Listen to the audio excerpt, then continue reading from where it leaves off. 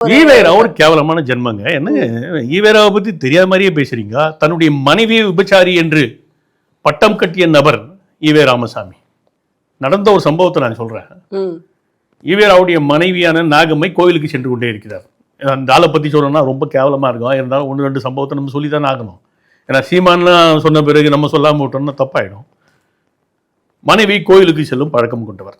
2 கேவலமான சம்பவங்கள் மட்டும் சொல்றேன். இந்த மாதிரி 100 கேவலமான சம்பவங்கள் இருக்கு. நான் 2 மட்டும் சொல்றேன்.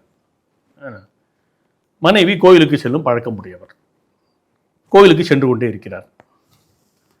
மனைவி எப்படி இருப்பான்றது இவருடைய நண்பர்கள் ஆகிய விபச்சாரிகளிடம் செல்லும் பழக்கம் கொண்ட நபர்களுக்கு தெரியாது.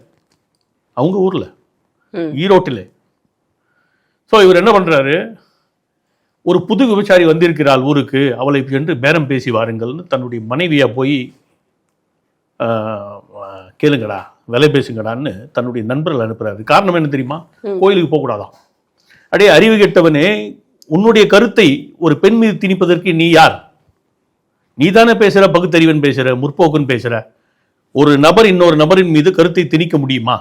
திணிக்கலாமா? அது பகுத்தறிவா? உனக்கு அறிவு இல்லை?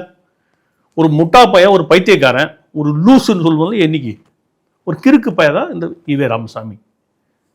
தன்னுடைய மனைவியை, சொந்த மனைவியை, நாகம்மையை போய் விலை பேசுங்கள் அப்படின்னு சொல்லி அனுப்பிட்டு, அதாவது அவ என்னுடைய மனைவின்னு சொல்லலை, ஒரு உபச்சாரி ஊருக்கு புதுசா வந்திருக்கா, அவளை போய் விலை பேசுங்க. அப்போ இந்த கும்பலுடைய இயல்பை நாம் புரிந்து கொள்ள வேண்டும்.